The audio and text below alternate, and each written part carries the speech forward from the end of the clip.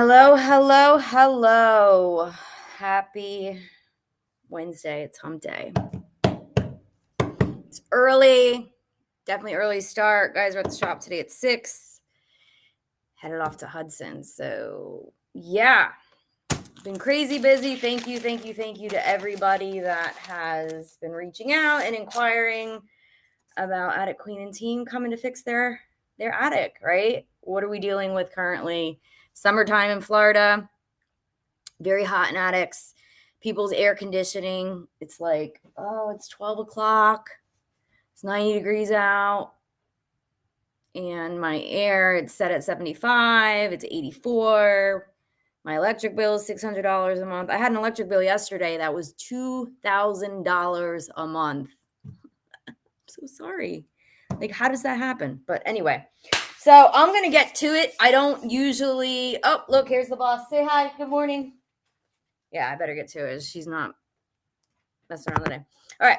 So, yeah, I'm in a situation here. Well, I'm not in a situation. I'm not living in the house. All right. So, I get an inquiry online, and it is in regards to a nice young family that has a house in St. Pete. It's 84 years old.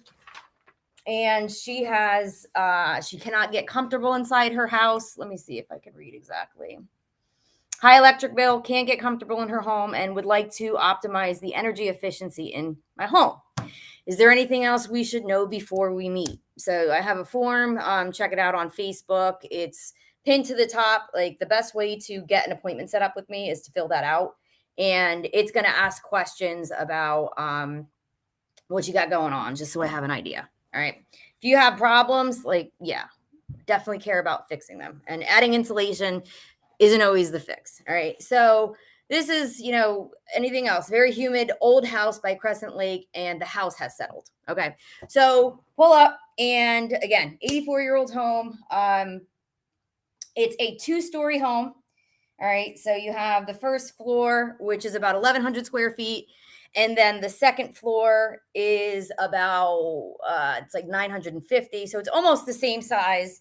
Then they had a garage that they converted. Actually, the sellers converted it prior to the homeowners purchasing it, I believe. All right. So that one, there's a little bit of insulation cellulose on it. It does, when we went in there, it smelled like a little bit like urine, but that's not the worst of the problem, right? So we get there, and she has a 1-year-old and young couple. So her biggest thing is that she's first of all mentally like tapped out. I feel horrible for this lady because it is very stressful when you're living in your house and nobody can figure out what the hell is going on. So she just had an AC company come out. I believe it was under warranty, and then they couldn't figure out what was going on. And so they ended up pulling out the unit and giving her a brand new one. Okay. When I got there, like in the second story, her humidity levels were like 73%.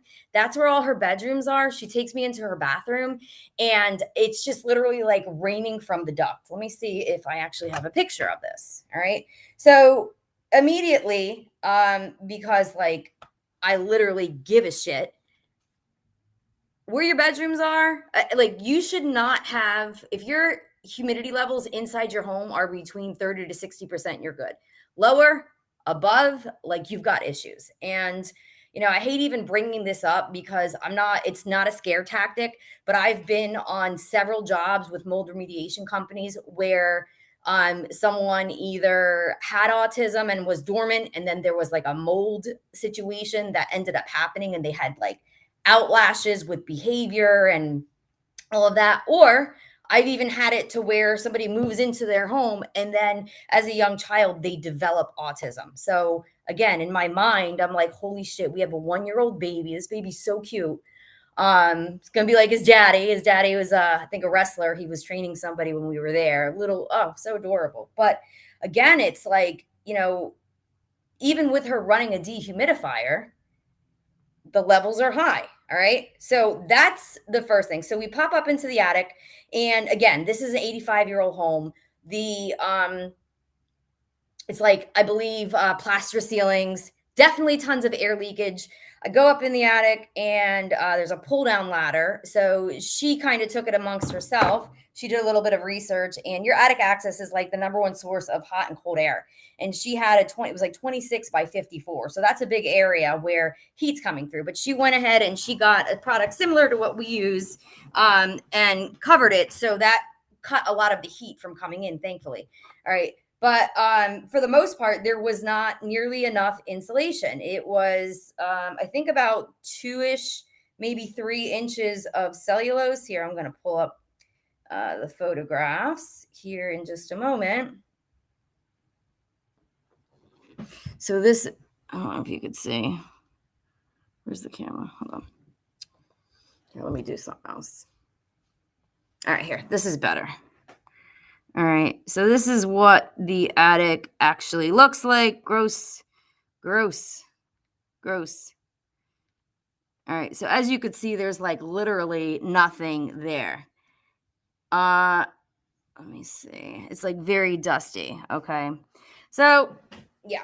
All right, again, so for those of you checking on, we're at 73% humidity levels. Okay, I know based on what I do, like, we reduce air leakage by, like, on the projects that I've done blower door testing before and after, we're dropping leakage by like 30 to 40%, which is huge. Okay. So no brainer. Hey, look, the problem area right now, I gave her an option for the second story attic. And then also when they finished the garage and turned it into conditioned space, only like half of the addition had like cellulose that had rodent feces in it. The other half, we couldn't even make it over the AC handler, but once we did, actually no, all we could do was see. But I pulled out my FLIR, and from the inside of the house, you could see there's like no insulation. All right, so when I sent her the quote, it was to redo the garage converted area and then second story. All right, she also. Then when we were talking further, I was like, all right, well, looks like we're on a crawl space here. So if you have humidity issues overall, let's just kind of take a look here as well. And she had mentioned up some like weird closet when you first walk in. And there was like an air vent that's installed to it. The door was closed. So I did go in there, and it's like wood boards that had a crack running through and holes that was covered by metal mesh. And there was like rodent feces. And yeah, so it was definitely like the crawl space was right there. Okay. So did a little bit further investigation. We go over to the crawl space, not very easily accessible, but we were able to see enough. All right. So no vapor barrier, no insulation. What you do have though, which was very, very scary, is this. I didn't get that. It's Could okay. you try? All right, so this is what the crawl space looks like. All right, so I didn't test it. It doesn't look good, but yeah, that blackness, we had Mold Zero go out. Shout out to Brandon. Thank you for getting over there in a timely manner. But yeah, so now we have a completely different situation. Second story where everybody's living, sleeping, breathing.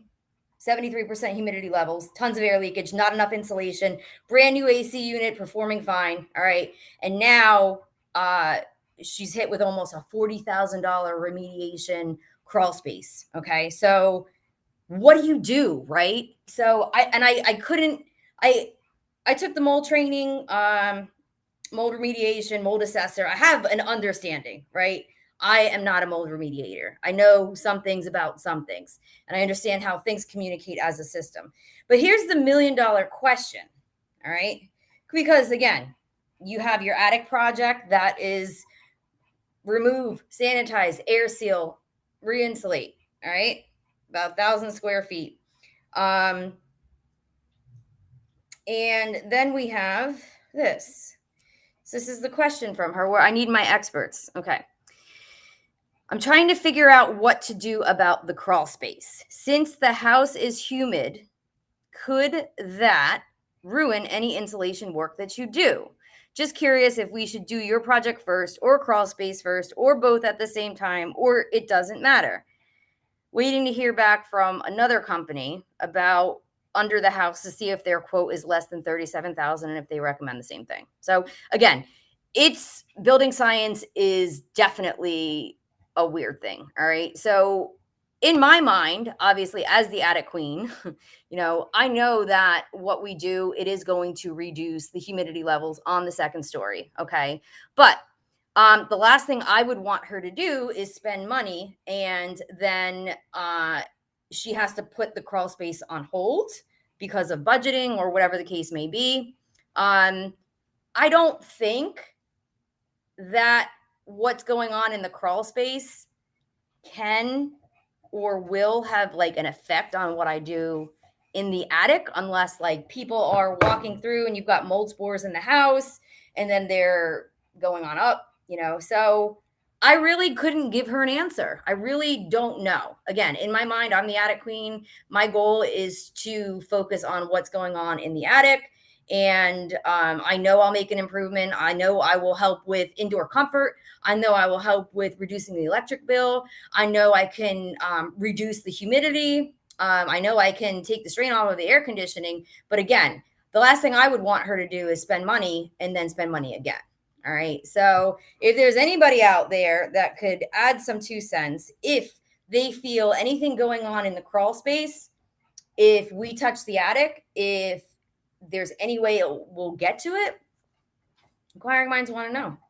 But anyway, everybody that's in the industry, keep fighting the good fight.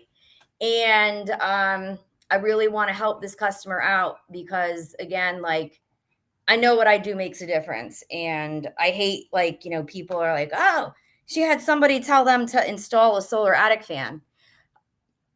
Guess what? They have no soffits. So I would be curious, did you recommend a solar attic fan to cut a hole in the roof? Guess what? That's not going to help.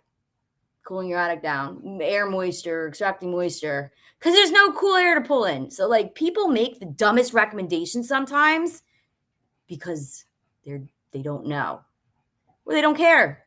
So really want to help this lady out and her family.